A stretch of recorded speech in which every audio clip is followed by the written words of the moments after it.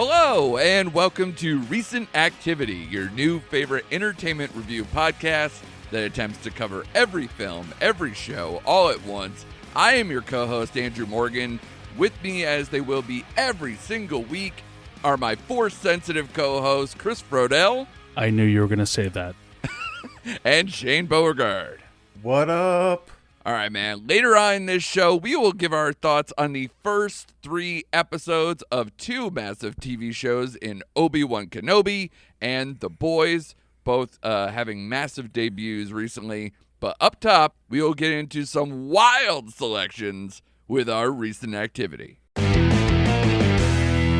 right, for this week, we have an amazing selection. We have fall festival stuff. We have newly made body horror stuff, and probably the craziest, my favorite show on television. So we got so much to cover.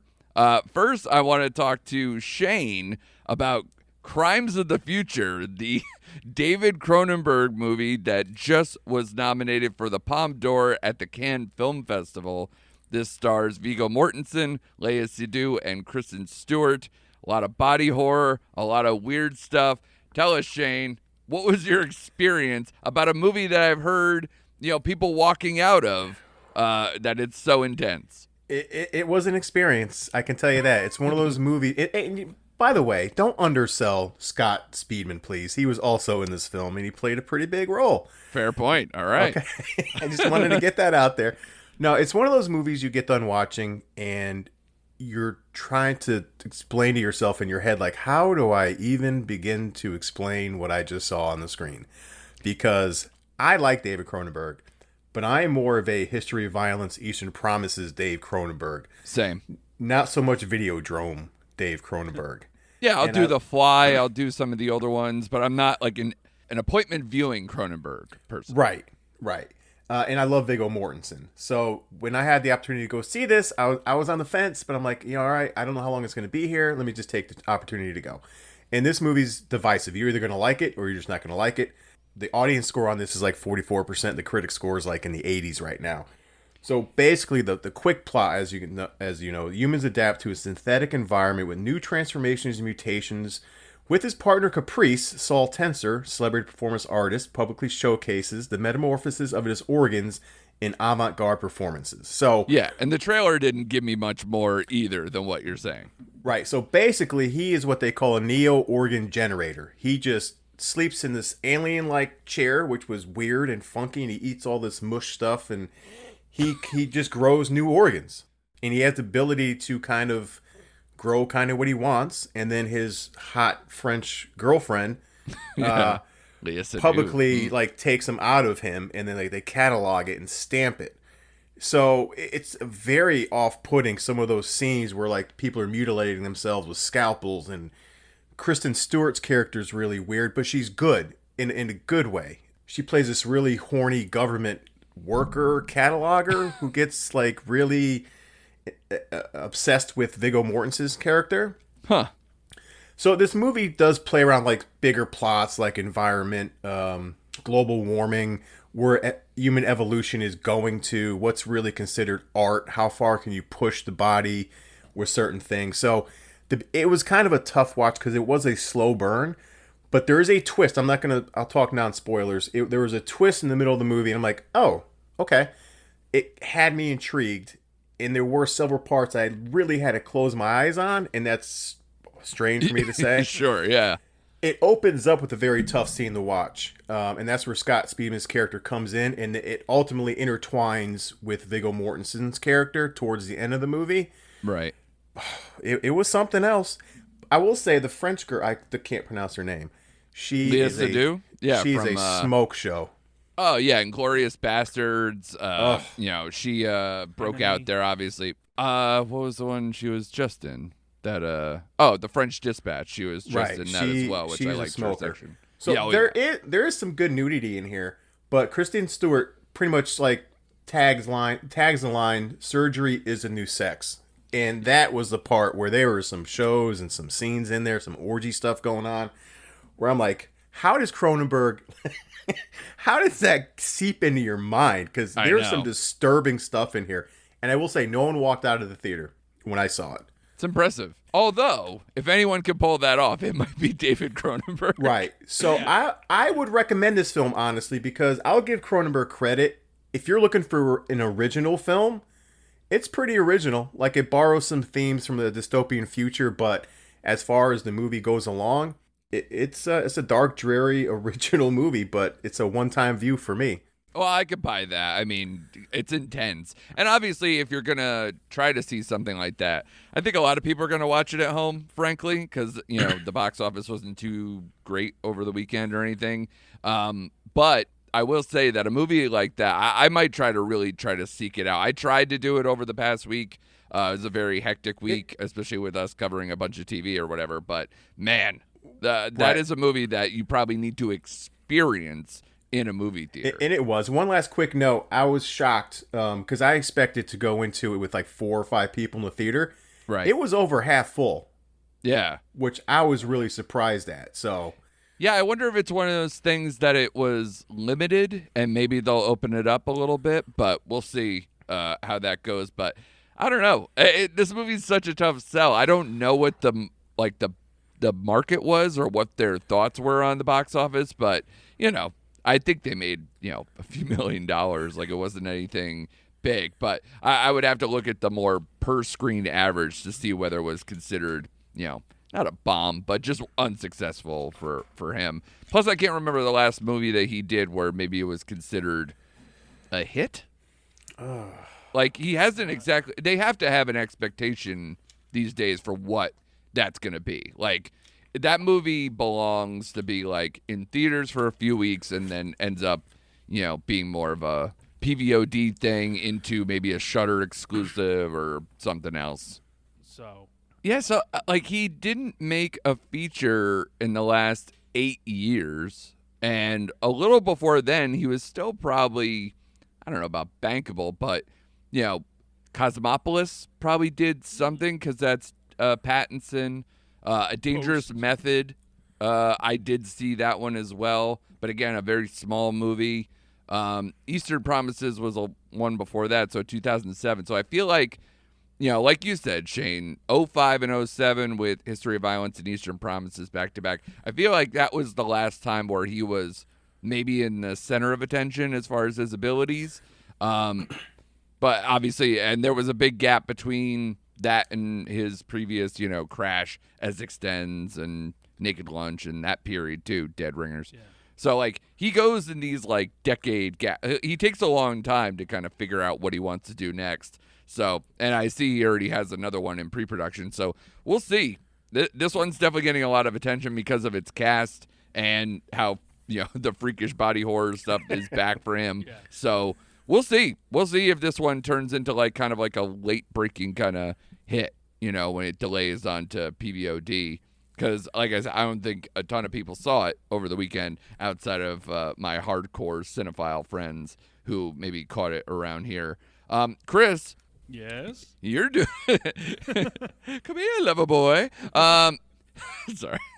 A 60s song stuck in my head. Your movie, Emergency, is a movie that we kind of talked about, I think, previously on other episodes where we're like, this was kind of anticipated, maybe not in the most anticipated category, but definitely something we were looking forward to. This was a Sundance entry for this past year, the 2022 Sundance. It was based on a short of the same name, which was a Sundance entry from 2018. So basically, like, kind of did the proof of concept and now made the larger movie. It was picked up by Amazon and is currently on there. The debut was last week on that one. So yeah. It was a busy Friday. Yeah. Oh, totally. And this one starred R.J. Seiler of The Harder They Fall from Netflix. If anyone caught that movie, I thought he was very good in that. The plot is: ready for a night of legendary partying, 3 college students must weigh the pros and cons of calling the police when faced with an unexpected situation. Chris, how was Emergency? It was engaging. I was like, oh, this is going to be, like, you know, fun. It's going to be, you know, which it was. The trailer there does was a good speak balance. to that, sure. See, I didn't see anything like that because you were like, oh, Emergency's playing, and Emergency's playing. I was like, all right, I'll check out Emergency. Right. And then, so I love movies like this where, it's low budget, it's, minimal cast. Right. Aside from the 4 or 5 main leads. I forget what I said it sounded like, but then Shane corrected me. It was to a T, this. I said it reminded me of Dope. Right. A really good movie back in, 2015? Something like that, yeah. And Superbad. Yeah. So, they're tasked to do this thing throughout an evening, and a lot of zaniness ensues, mainly due to the fact that they're 3 guys of color Yep. trying to help this white girl who just happens to mistakenly come into their dorm or their house. Right. And she's a little worse for wear, so they're trying to get her some help. They're trying to get her to either a hospital, and it's not so cut and dry. It's not like, oh, we'll just bring her there. It's going to look bad on us. Right. It's, it doesn't end well for people of color when you have this strange girl in your possession. Sure. And, they are really put in this situation where what do you do Yeah. if you're in that? And I like how they played that. And it does get kind of serious at some points. But overall, it's like, oh, man, what else can go wrong? You know? Much like, the guys in Superbad. They, had a task of getting the liquor for a party. Mm-hmm. And these guys just want to attend a party. Right. A series of parties. So this kind of puts a wrench in it. And it was, I hate to say it like this, but it was a fun ride. It was. But it feels more topical and relevant than something like Superbad, which is obviously like a one night sex comedy, or not a sex comedy, but you get it. No, like they were out for that goal. Sure. Yeah. So it definitely Where has a different feel. These guys wanted to be the first of attending a series of these parties, right, and be up on this wall of other people of color. Oh, okay. So it was sort of like this a rite of passage, a thing to be remembered for. Sure, you yeah. know? Yeah, it's a legacy thing that when you're in school and trying to do it, which is great. Exactly. So a lot of stuff you're saying is the reason why I was so intrigued about it coming out of Sundance. And, of course, you were like, I saw it because Andrew was like, Emergency's coming out. And I am the only idiot who didn't watch it for this episode. But Shane, you did as well. Do you echo a lot of the same sentiments as Chris? What did you think of Emergency? I really liked it. I thought the cast worked really well together. They had chemistry throughout. I like to give a shout out to the actor Donald Watkins, who played Kunye, because he's from I learned he's from Greensboro. He went to Greensboro College. Oh, cool. Right here in North Kakalaka. I was wishing, because this is kind of heavy. It does get heavy towards the end, and there's one dramatic scene that people of color have to go through. So I was hoping this would be more comedic. It really wasn't. It was lighthearted at the beginning, and then it kind of gets heavier as the movie goes along. But I love the actor who played Carlos. I thought he was funny. The only thing that really reminded me about Superbad is like some of the themes with one kid's going to school, they're not going to be roommates anymore, and they're kind of breaking up the band. Sure. We've seen that in plenty of other movies. But I thought it was well done. I thought the cast clicked on this, and it was very topical, and it really makes you think. You get put in their shoes, and you're like, shit, like, yeah. So I liked it. I'll definitely have to check it out. I thought it was a good pickup for Amazon Prime. Is there a place, we've been talking about more of their shows lately, but I thought their film department's been kind of lacking lately a little bit. So it's nice to see that they did actually pick up something of interest for me from one of the festivals that came through. And hopefully maybe they got more to come that we'll be excited for as the year goes through. What I brought to the table is something we all just caught up on, and it was my I will say it was my number 5 only because only one episode had come out at the time. It was my cheat code for our top 5 TV shows of the year thus far episode that we did some weeks back. This has now got to be either number 1 or right up there. Like, this is an incredible season of Barry, season 3, bringing back Bill Hader's amazing show into the fold that always has some episodes that it's just so deliciously dark comedy that there's always some action scene that happens that's completely outlandish that makes me laugh, or there's something that his just a deadpan delivery to something that's so awful that happens that just makes me laugh. There's so much of that. This season it feels like the show's getting progressively darker because, Barry's kind of gone through the ringer. He's no longer, he's not taking acting classes. He's maybe trying to work here and there, but it's mostly just he's constantly on the run in this season, and I like that. There's so many people hunting him, mostly at the urging of Stephen Root's Fuchs character, who, and then, of course, now with this last episode that just aired, the most formidable might have emerged in the last bit here with Jim Moss, played by Robert Wisdom, who I liked on Burn Notice, and I'm sure Shane can echo that as well. But he's been in a bunch of things. He is an ex-interrogator and the father of the slain detective Janet Moss. So now he's kind of in the fold, putting the screws to Fuchs and trying to figure out what's really going on. It's a lot of stuff. And, we were kind of talking off air. Sally and Barry's stuff has been some of my favorite things thus far. And she's currently now even unraveling from her, sudden peak of stardom and then dropped off the face of the earth with kind of a backstabbing to go along with it. So a lot of that stuff is cool. The Gene Cousineau career arc back up with getting a masterclass and bringing in fun characters like Laura San Giacomo in here as well. So many cool things. And I also love Fred Melamed, who I loved in the show Casual, if anyone's ever seen that. But he was also in a couple Coen Brothers movies, like A Serious Man and Hail Caesar. He was also in Lady Dynamite, if you saw the Maria Bamford show that was out on Netflix. So I love that guy. He always ends up playing some either kind of agent lawyer thing or some kind of intellectual who's so far up his own ass that it's hilarious. And he fits the bill for perfectly on that one. You guys just caught up with this one. I'll start with Shane on this. What are you enjoying about this season of Barry? Just about everything you said. I like how he's on the run. I love every scene he has with Sally. This show is just so brilliantly written. It's yes. And there are so many throwaway, you may overlook a scene. My favorite scene from tonight's show, to be honest with you, is when NoHo Hank was in the alley asking where his boyfriend was, and he's watching the guy load up the dart gun. Yeah, he's like, I thought that's what you were going to do, but I didn't want to cut you off to be rude. Right. It's scenes like that I just think are gold.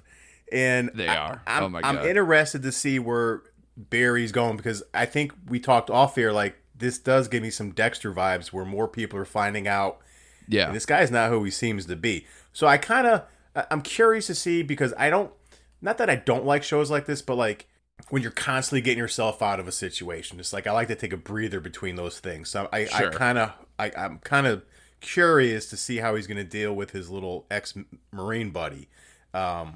Yeah, that seems to be the big one between that and the detective situation. That whole Gene Cousineau storyline is so bizarre, but it's so engaging with, trying to deal with loss, but also being so into your career that you're just I love being in the spotlight again, that kind of thing. Yeah.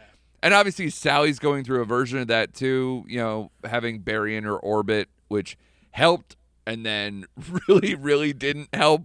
And then, just this transformation of her character, where she's always been high strung. It's always been odd, but what she's going through, I love the addition of kind of turning the Hollywood system and the studio system, adding the streamers and everything else into the equation, and kind of showing them their ass in this episode as well. I really enjoyed that with kind of the Medusa thing, the three Medusa, whatever it is, where it's just such a stupid show, but could seriously be a streaming show right now. That's a CW show right there. Oh, yeah, absolutely. Yeah. And, what's her name from SNL that was the studio, like the streamer studio executive that was trying to convince her to get into the writing room? Vanessa Bayer. Yeah, Vanessa Bayer. Vanessa Bayer. Her interaction with the agent, where it was like, we're trying to make the show go from a huh to a just making those like little subtle things to be like, well, she doesn't really do she really does like those little it's so good. That is like perfect SNL improv-y kind of stuff that I was just like, this is so good. Borderline Kids in the Hall, which is also very good right now for Amazon Prime to champion them again. It's the interesting thing about this show, and this is a broad perspective thing, but I was thinking about it the other day. I was like, everyone complains about Marvel, how it's like, oh, it's a writer's room. It's this like so many cooks in the kitchen, blah, blah, blah. That's what a lot of the best comedy shows have been over decades. So there are ways of doing this, and I love the people. There are so many good comedians that I actually know that are in that writing room that I just love. So I would say just get the right people and you'll make it work, you know? Oh, yeah. You got to get your own Sallys to stop, people from stoning someone's dick or whatever. Like there's like three kind of vibes to that, what you're saying. Yeah. I get from, I hear that with Modern Family, like, oh, this happened in my family, we can incorporate it into the show. Yeah, sure. Same thing happened with the Goldbergs. Yeah. Goldberg's, not all that stuff happened to him, but it's like, oh, what do you remember from the 80s? Yeah. That's in the show. Perfect. Yeah. What's the other one? This was referenced in this last episode. Everybody Loves Raymond. Yes, it was based on his stand-up, but also what happened that was weird with this, it's in the show. Yeah. And a lot of that is kind of like the basis for Barry. Yeah. Because there was a lot of stuff that he had going on personally that he would bring out in whatever play he was in, and they would think, oh, he's method. Oh, he's drawing from past experiences. No, this just happened before he stepped on stage. Yeah. You know? Exactly. And yeah, it's so good. Berg and Hader get all the attention for like kind of being the creators of the show, but my God, they have so much talent up and down, whether it's the cast, the writers on the show, and now Bill Hader's just become an incredible director of all these episodes too, that it's just an amazing transformation. A lot of people probably didn't think he had this in him coming from SNL, and I'm so glad it turned into something like this, which I compare closer to like if the Coen brothers made television. Like it's got that like just dark comedy vibe that just hits me in the gut and is violent and it pulls no punches, but it knows when to make a joke and when to like kind of keep the plot moving. I'm so impressed. And it's the season 3. I don't know how much more we're going to get. I don't know how many more episodes are left even, but man, I am just so into it right now. It is my perfect Sunday treat. It saved me from how badly the Celtics were playing in the NBA Finals the other night. So thank you, Bill Hader and team, for that. But I'm glad we're all on board with that one. I think it might be moving up into my number one. I love Minx, but man, this might be just jumping over that. But after this break, we are going to get into the two kind of more popular big headliner selections of TV that have just started their first 3 episodes in Obi-Wan Kenobi and The Boys. So stay tuned, and we will get to all the minute details on those shows when we come back. Hi, I'm Mike Field. I'm Mike Butler. And you're listening to the Forgotten Cinema Generic Ad. Join us every Wednesday as we talk about films that seem to be forgotten by audiences, whether it be because a more popular movie was released at the same time or the film simply didn't catch on with an audience in its initial run. We'll discuss what we love about the film, maybe don't love about it, but we'll always recommend you revisit it. You never know, you might find your own forgotten gem. Forgotten Cinema is available wherever you get your podcasts or at ForgottenCinemaPodcast.com or ForgottenEntertainment.com, as we are a proud part of the Forgotten Entertainment family. I swear I talk more in the episodes. All right, we're back, and we're going to talk about Obi-Wan Kenobi, the latest Star Wars show. I know. The latest Star Wars show. It's not Moon Knight. Bad, maybe-ish. But, we will get there. This is the latest Star Wars show on Disney+. And, of course, this brings back Ewan McGregor reprising his role from the prequels that obviously... I loved how the first episode was like, we're going to tell you all of the prequels in 2 minutes. Like, just kind of downloaded the relationship. I know. And we still get kind of stuff harken back to the prequels in flashback form in this show as well. But this lands us in the decade after Revenge of the Sith and a decade before A New Hope. We find Obi-Wan Kenobi keeping a low profile in relative seclusion on Tatooine, keeping an eye on a young Luke Skywalker who is 10 years old, for anyone who wants to keep the math going. He is out there dodging the Inquisitors who are hunting Jedis and Force-sensitive children. He is forced into action when young Leia Organa is kidnapped at the behest of Inquisitor Reva, who really has it in for Ben Kenobi. We're still trying to figure that one out and the motivations for that one. Obi-Wan saves her and goes on the run, only to be confronted by his former Padawan, Anakin Skywalker, a.k.a. Darth Vader. Spoiler alerts for everything, as we will keep doing between that and our look at the boys after this one. Now, the first thing when I think of this show is the Patton Oswalt bit he did about the prequels, where it's like, no one gives a shit about how any of the characters I love grew up. It was that whole thing of like, I don't care where my favorite things come from. I just want more of my favorite thing. And that show, that's what this does. Like, the show's impressive visuals like bring us into modern Star Wars, but the plot is just back to the core issue of the Phantom Menace. Like, you got an annoying kid, no one gives a shit about that little version of that, and you get way too much of them. And when you're having the characters talk through the prism of a 10-year-old the whole time. So it very much dumbs down the approach of the show, and especially once she starts in there, because I thought, like, how the first episode actually started before all the kidnapping stuff and everything else goes through, I wasn't as upset when he's like, when the Inquisitors show up and you have Benny Safdie playing a Jedi and them going after him in the cafe and some of these other things. I was less upset with that than I was post seeing Leia on Alderaan. I just so annoyed. And then Jimmy Smith's hairpiece or whatever else is going on. All the things that just harken me back to like, oh, right, all the stuff that I don't care. Even though it's nice to see things like Flea pop up and be a criminal, like basically going back to Big Lebowski, like he might as well have said, I'm a nihilist. Like, you just give me whatever's in your wallet and we'll call it even when they catch him. I was like, yeah, please do that. But the other thing for me, and I don't know if this bothered you guys, the time period they're in. If somebody approached you and was like, hey, man, you know what we don't have for a show on Disney Plus? A show about Jedis. And you'd be like, right? Let's fucking do this. Let's get it done. Like, what are you thinking?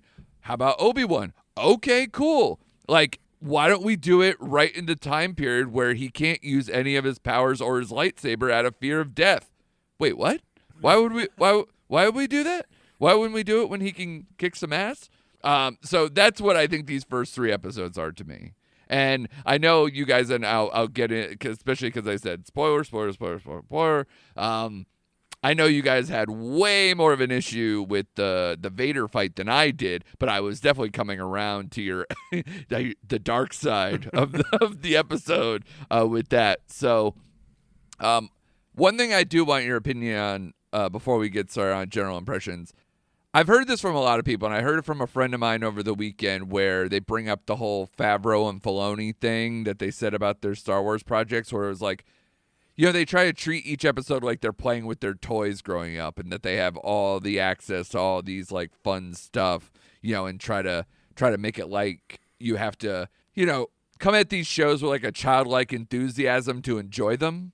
And I just think that's wholeheartedly wrong. I didn't agree with that at all. And I don't mean like I have to be a stodgy 40-year-old like looking at these through a person who saw Star Wars his whole life. But I have no problem with The Mandalorian. But I do have a problem, especially when they go back into these, what I like to call strip mining of like the Luke of the Skywalker saga, where it's just like we're just going to get show after show after show of stuff that's like in an era, but all it does is usually serve to like dilute characters that I already like, or just kind of like mess up canon and get me mad at very small details that I shouldn't even care about. So I'll start with Chris on this one. So what are your feelings, your general impressions of the show, and kind of like put through the prism of kind of the statements I was just laying out there? Andrew, we try and keep this tight, these episodes tight. Uh-huh. You don't have all this time. I know. No. Yeah, fair. Listen, I am a fan of the original trilogy, and I may sound like, a stodgy old man, but those are what I grew up on. Yeah. Those were the original stories that I saw, and I fell in love with the idea of this space opera. Yeah. That was just like, we hadn't seen anything like this before in our young minds. Right. As we grow older, we see its influences and, how it was built. But yeah, shout out to Kurosawa. yeah, this is my background. Yeah. Now, with everything beyond that, it seems like, hey, you like this outfit that he has? You want to know how he got it? We have a full episode on that. It's just like, come on, I don't need to know every detail. Yeah. And that's what it feels like. It feels like every detail, every word that has been said in the original trilogy or the prequels is now just being expanded. It's being just, spread thin. I don't completely want to crap on it. There are certain nods to, like, Leia when she's older. I'm like, oh, I recognize that outfit. I recognize what they're trying to do there. I can deal with that type of nostalgia. But overall, you can't just keep on saying, oh, remember this happened? All right, we're going to talk about that. Remember when this happened? Guess what? We're going to bring that up again. It's like, come on, please. And I feel like this whole operation, the Mandalorian was so good that anything in that orbit kind of works. But like, to a man, I don't know anyone who liked Boba Fett until the Mandalorian showed up. And then this show, I feel like a lot of people are going to let them pass because we get to see Vader again. Even though my issues, and this is mine, so I don't expect you guys to completely go along, it's Rogue One Vader. It's not original trilogy Vader. They're very different, and I don't like the difference. But I agree on that. Okay, good. Because it bothers me. Because you can't tell me that Vader just completely, like, I buy it more in this series than I did Rogue One, because at least there's that time differential and him kind of coming into his own as Vader himself and become, even for the dark side, being a wiser Jedi always helps to kind of not be this angsty kid in a robot costume versus like this wise old Jedi. But it the fact that he's so aggressive and so violent and not making other people do his bidding is just bizarre to me. It's just not the same character. But Shane, I know you also have your issues with this. I don't know where you come at it. I don't know how big a Star Wars fan you are, actually, or any of that. So how did you come into this? And were you kind of like me, where I thought the trailer looked good, and so it was selling me on a show that I really didn't think I was going to watch, because I knew it was going to make me kind of mad. Right. And now I'm like kind of kicking myself going, I should have fucking known. I was in with the trailer, and anyone who knows me, I'm not the biggest Star Wars guy at all. Like, at all. Like, I liked Empire. I'm literally wearing a Mandalorian shirt right now, by the way. Jon Favreau turned me around because I was so invested in The Mandalorian, and I liked Rogue One. I mean, so I liked a handful of movies, so I'm not the biggest Star Wars guy, so I come at this from just a different little bit of a different perspective. I thought the Mandalorian, they had more freedom because, and please don't attack me, Star Wars fans, because I don't connect the cartoons to the movies, to the books, and all that kind of stuff. Oh, we're canceled. I just felt like the Mandalorian, you had more freedom, so you can kind of do whatever you want with his story. Agreed. With these shows, and Boba Fett, to me, like you said, wasn't interested until the Mandalorian showed up. Like, it wasn't even a Boba Fett show at times. It was like, who are these characters? So it's been very up and down. Again, I was looking forward to it based on the trailer. I like Ewan McGregor. I was so bored with the first 2 episodes. Like, oh my God. Like, the writing is so terrible. Like, the interactions with Ewan McGregor or Ben and Leia. Yeah. At one time, I'm like, is this Ewan McGregor's first day acting? Like, even his delivery of these lines were bad. Yeah. Like, I think he scolded her and said, everyone's not good. Like he delivered it, and I cringed when he delivered it. I'm like, what is going on here? Well, like I said, it harkens me back to Phantom Menace. Right. I don't like that there's no stakes because I want Leia to die. I wanted him to throw her through that little laser cannon and kill her. I feel like... Well, you also know Obi-Wan survives. You Right. know Vader survives. You know everybody that isn't a brand new character to us is going to move on. Right. So, yeah, I agree. That's inherently an issue with all these prequels. And I'm sure we'll get into the 3rd episode because that's kind of the only one worth discussing.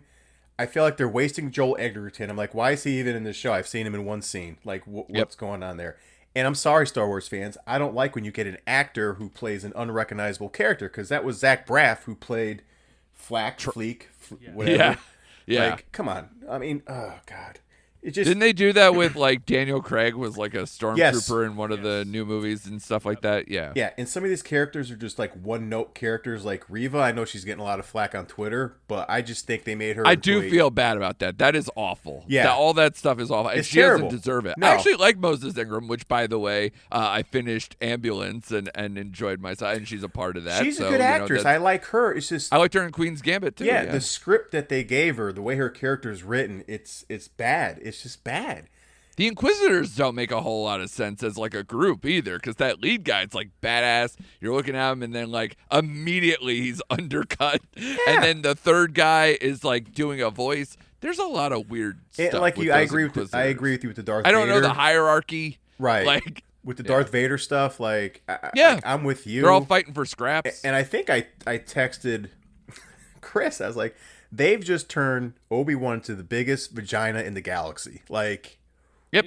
Did you forget everything about being a Jedi? I know he had whatever, man. Like, I know we'll get into that 3rd episode, which was a mess, but like I said, they put this show right in the hardest part to sell. Right. It's like, hey, you have space knights who have fun weapons. What do we do with them? Let's not have them do anything for 2.5 out of the 3 episodes. Keep it on your holster. And like you said, we have Exactly. 3 episodes left, and I'm like, oh my God, like, where are we going with this? Like, Yeah. And then the Vader stuff, well, we can get into it, I guess, a little bit, because, again, like you said, that's probably the more interesting stuff. Dude is straight up, like, force choking people from, like, 50 yards away. This guy is intense. He has, like, all kinds of crazy power that I've never really seen him unleash. Yet, fucking fire ruins everything. You know, he doesn't know how to overcome one little kind of diversion and all that stuff. It just seems so weird because he was so in control that I was like, Obi-Wan should be dead. yeah. Like, he just should be dead. And then they just it just whimpers out. And so even that, I don't know what we're doing. And for the kind of burns he sustained and how long he was in that fire, he should be as mangled as Anakin was practically for how long he was in that fire. Well, I was even saying with that, like, okay, maybe this is going to explain how he ages up, Yeah. because he goes from Ewan McGregor to Alec Guinness in 10 years. Yeah. Come on, It's hilarious now that they've done it. it's like that way, seriously, they should have just aged him up at the beginning of it and said, okay, we'll put him through a little bit more of a ringer, put some wrinkles on him by the end of the episode, and then we can kind of have a feel. Okay, in 10 years' time, he's going to turn to Alec Guinness. Yeah. He's been through some stuff. And all due respect Jesus to Christ. Sir Alec Guinness, Not exactly, in Silver Fox territory at that point either, where like I could see in 10 years McGregor, with a little more age, maybe it gets a little something closer if he was turning into like Sean Connery, but he's not turning into that. He's turning into end of life Alec Guinness. So not exactly the same on that. He's not Lawrence of Arabia at that point. You know what I mean? Yeah, it's like the Wilford Brimley kind of effect. Where he's just like, oh, in this movie, he was 38 years old. It's like, oh, my God, Wilford Brimley looks old. Yeah, he looked the same for like a 30-year stretch. Yeah, exactly. Yeah. Like, in The Firm, he was 28 years old. And it's like, no way. It's true. Yeah. But it's like, then you see those memes that come around with, Daniel Lawrence. Ralph Macchio is the same age as. By the way, it's LaRusso. Pat God Morita. damn it, get yourself together. Whatever. Pat Morita was at the first Karate Kid. I'm like, what? Yeah, it's wild. That doesn't compute. I know. But he also looked old in Happy Days. Like, it was just, he always looked that age, just with a little more grays. Yeah. Shout out to Arnold. Yeah. So I think at this point, I don't know what to do with this show. I'm going to stick with it because it's only 6 episodes. And I think that's also, by the way, part of the Disney strategy. We're like, we're going to do this week to week. We're going to keep you tethered until the next nerdy-ish show, which they already have Ms. Marvel coming up anyway. Yeah. But the fact that we have to do this dance for 3 more weeks, and I don't know what I'm looking forward to. I have kind of a small theory that seems fun, where maybe Reva is kind of a double agent, where she kind of is baiting Obi-Wan to come in to join her to try to take down Vader from the inside. But like, that's the only thing that's fun, but that is like my own delusion. There's not a ton of evidence there, but she is a Jedi, basically. Right. Because she has all these force powers. So part of me thinks that she survived Order 66 and that she's secretly pissed at Anakin and that this is the best way to draw Vader out. But if that happens, you're going to do that in 3 episodes now? I don't know if that's how that works or how intriguing that would be. And that is the best case scenario. So I also heard another fan theory that Vader is playing with Obi-Wan to bring him to his lowest, so he'll turn to the dark side, so he'll have where the Padawan becomes the master. Yeah. But I'm like, it still doesn't give me the idea that these characters that I know from the original trilogy, that's where they're headed. But also, you know what Chris, I mean? and I don't mean to sound like such a fucking nerd right now. I really don't. But let's like, go nerd. Come on. Isn't there? There's always 2 with the Sith. Yes. So isn't Palpatine and Anakin like that Vader. is the 2? So there is no recruitment here unless he's going to take out Palpatine, which brings out a whole thing, which we know he doesn't do, and he's still submissive to him. And oh, by the way, where the fuck is that dude right now? Because he's way more prominent than Vader at this point, especially now, versus years from now. So I don't know. There's a lot to. I don't like it when they go backwards. They always fuck this up. You hit a good key point. If this season was 10 episodes, I would have pulled the plug. You guys would be reviewing this on your own.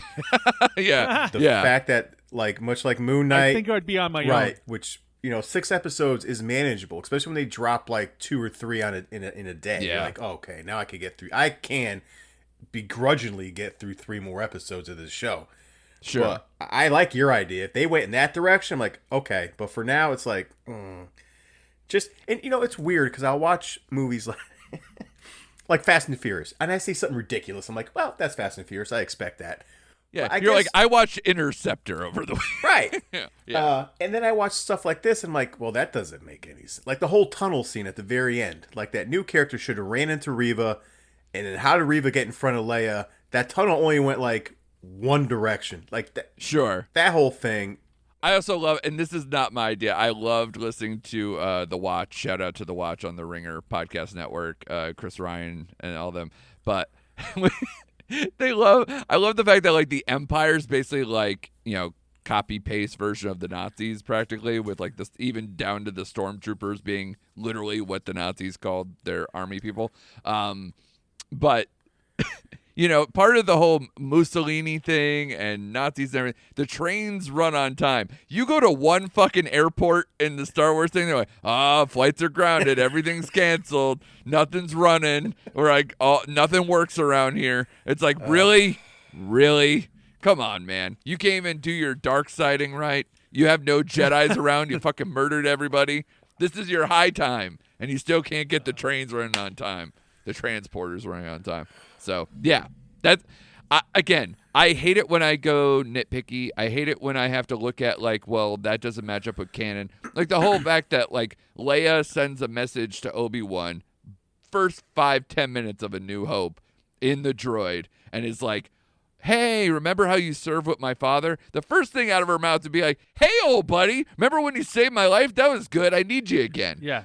There should be, like, a camaraderie, not, hey, what's up, Ben? I think that's your name. Daddy said you're good. Like, that doesn't fucking work anymore. So, I don't know. I've seen a bunch of explainer things online where people just want to justify this show, and I don't get it. I don't know why those are bad people dying on a hill for this weak writing that's going on. I don't get it. I also sorry, go ahead.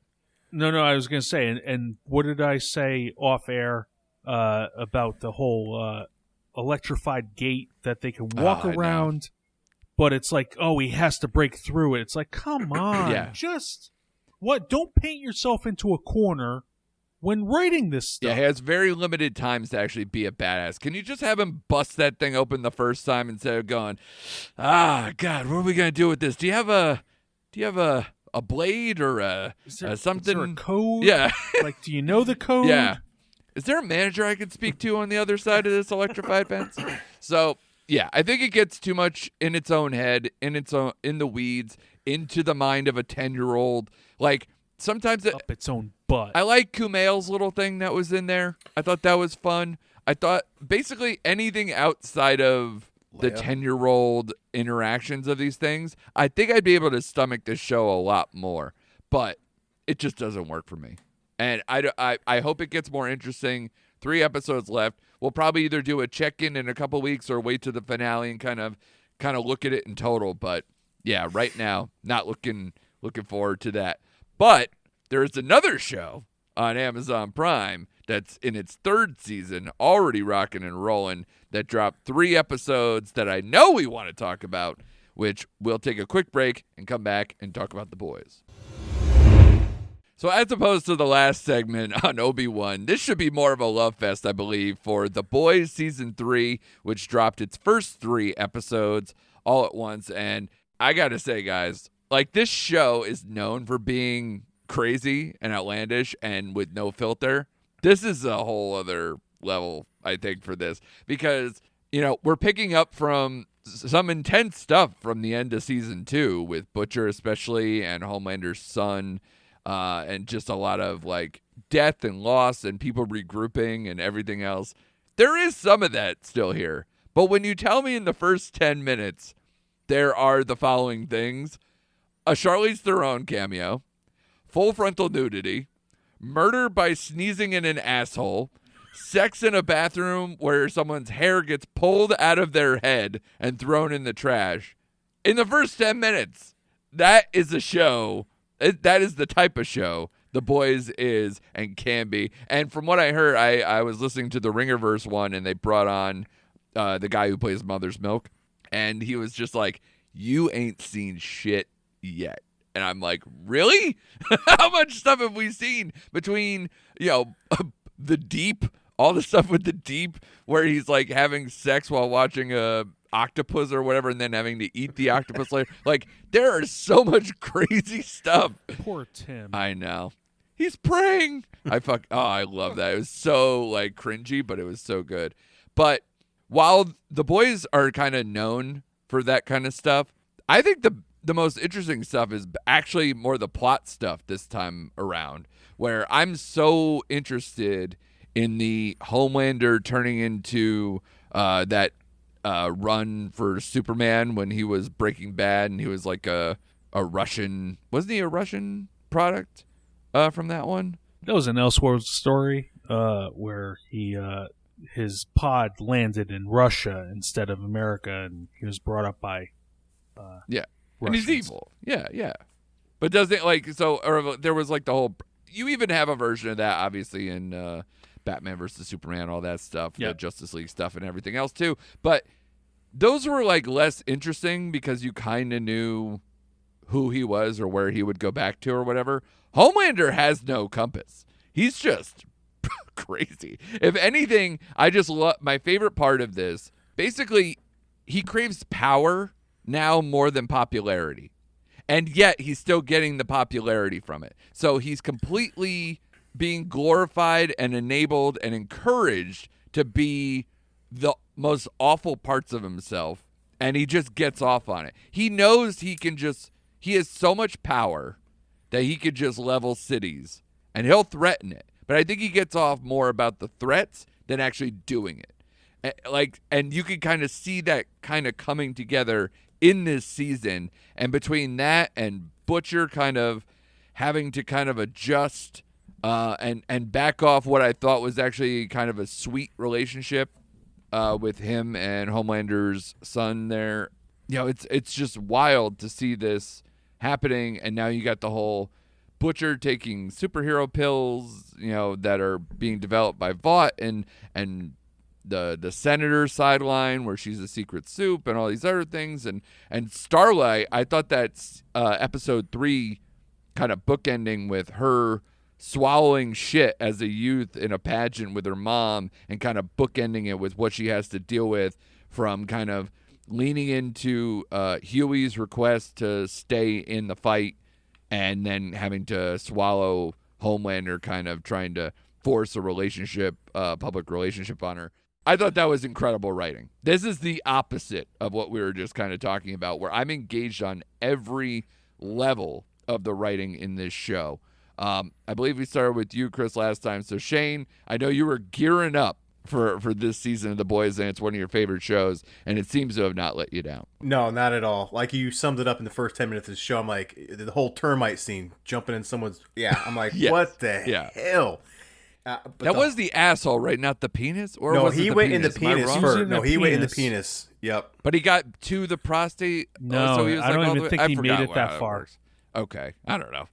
It's all It was just still random light and at the end disgusting. of the tunnel. Right. Yeah, No, it exactly. just was insane. But yes, Anthony Starr, a.k.a. Homelander, just chews up every scene he is in. So good. And you're right. His power, which Stan Edgar had him neutered through the first 2 episodes, but episode and a half, you know what I mean? Yeah. Because his numbers Yeah. were down, and he really did care about that. Right. Until they made him, I wrote down, they made him take a Donald Trump turn.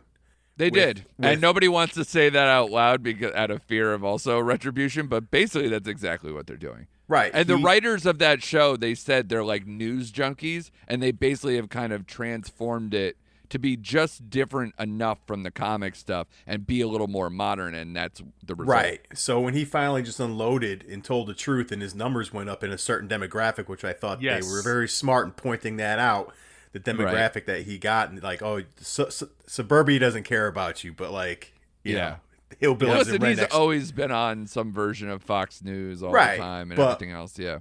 When he made the girl jump off the roof, that's right. Yeah. Right. Oh That's my where I God. thought oh man, he is really coming unhinged. And that whole Stormfront Yeah. scene in the hospital. I was where, going to say, she's- we haven't even mentioned Stormfront yet. And it's she's just like all- a quarter of a person, and he lowers the bed and makes was her give him a funny. sad handy, and I'm like, oh my God, what is Yeah. going on with this guy? I loved it. I love this cast. Shout out to Billy Zane for being in the scene here. He was? Did I Yes. miss that? With Yes. the Deep, he did the He made for was TV the- movie.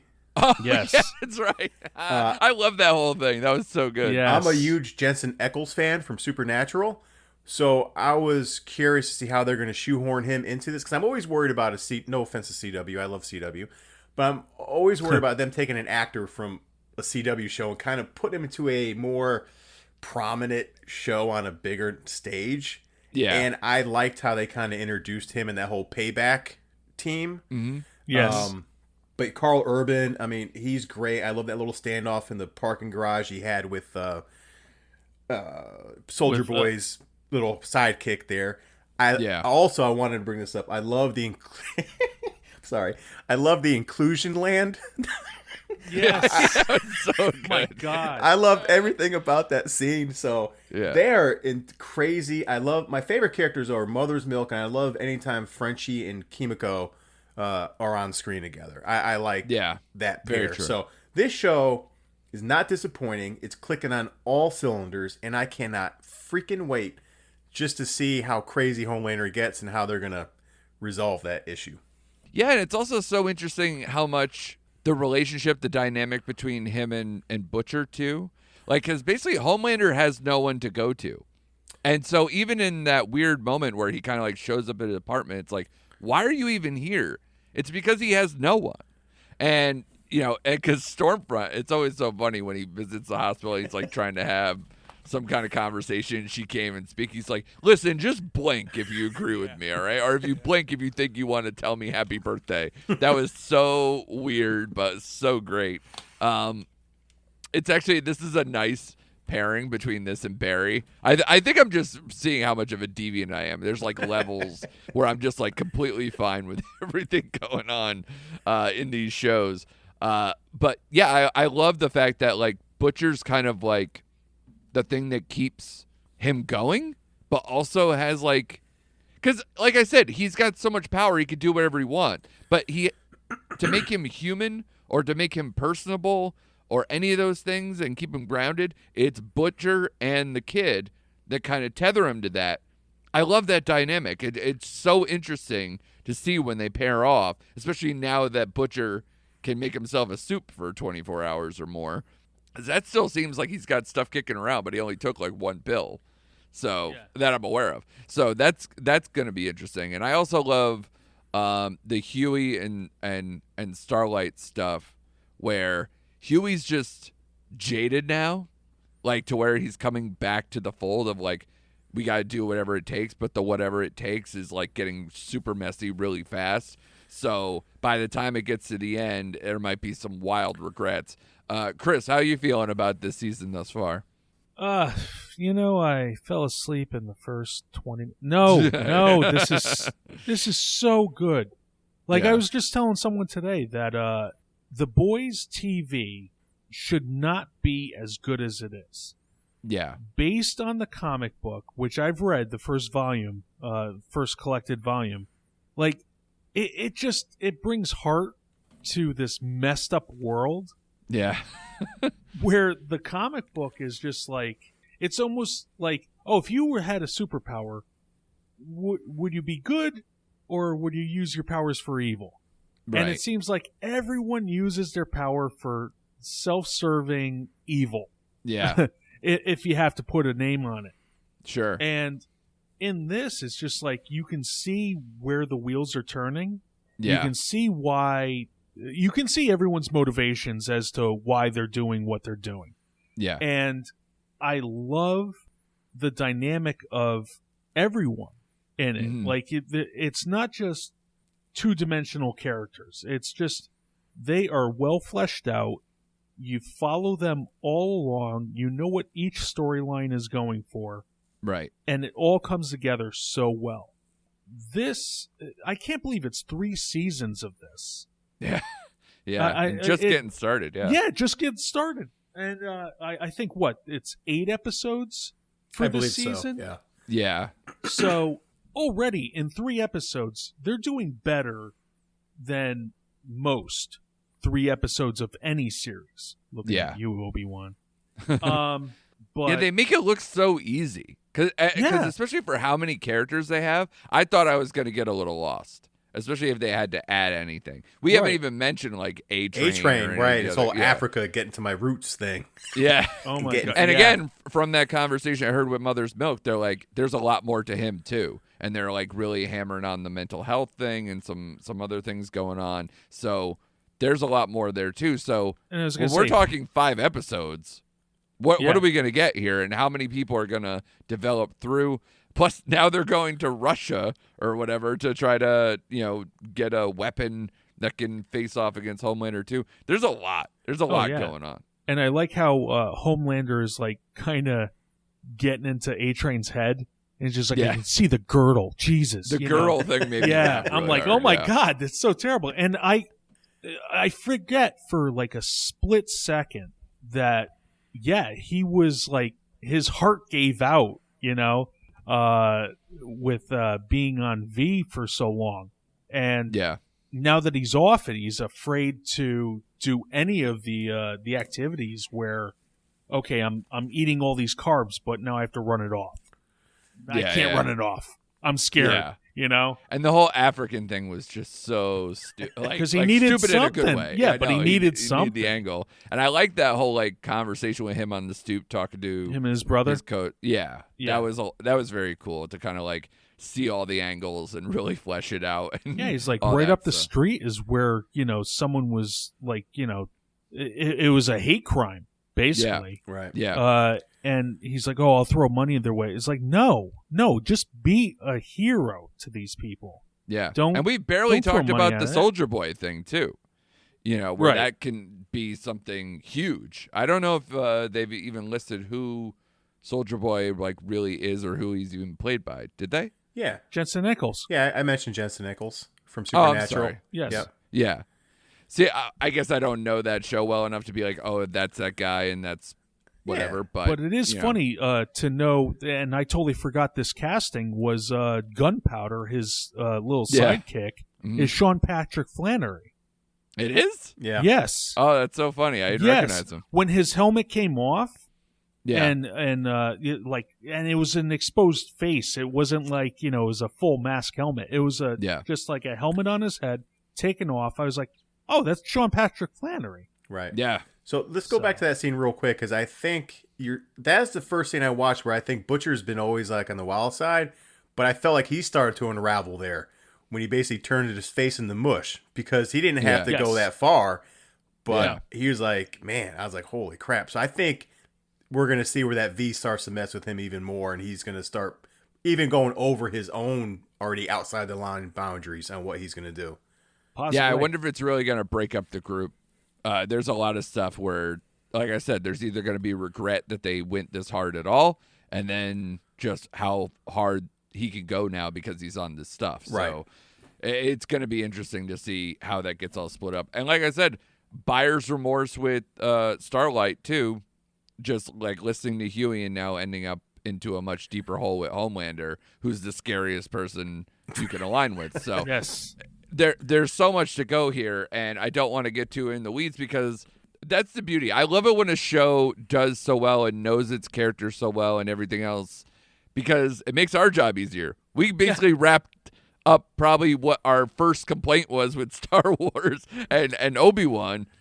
We just nailed all the season, the entire season of season 3.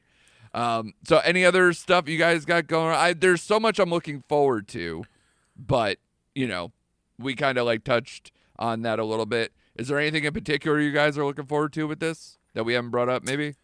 No, I think we hit every nail on the head. I mean, every angle I can think of. I'm just going to enjoy the ride for the next couple weeks. Yeah, I really don't want to think about it. I just want to enjoy the ride, like Shane said. Yeah. Yeah, just experience it. It's the same thing like exactly. I was saying with Barry, where like every week I'm like, I know it's going to be something so ridiculous, but they are good about moving the plot along. And it's the same thing here. So great writing, great show. Looking forward to more. And of course, there's going to be more from us to come because it is turning into, like we've teased quite a bit these last few weeks of what's coming up. So many movies. I know we have Jurassic World Dominion, which, I don't know if Shane got to me, man. I'm slowly, even though I haven't been fully invested between that and the Sam Neill and Laura Dern and Goldblum of it all, I think I'm actually going to be like, at least happy to be there. Whether I'm happy at the end of it, we'll see. And we'll obviously have to listen to our reviews to find out. But yeah, so much of that stuff. The new Adam Sandler movie is starting to play around here. That's going to be out on Netflix. Hustle, which was on our 10 most anticipated movies with that. There's a lot of stuff, man, and you got to keep coming back and listening to our most recent activity every single week. So I think that wraps it up for us. Thanks to Shane and Chris as always, and thank you all for listening, and we'll see you next week on Recent Activity.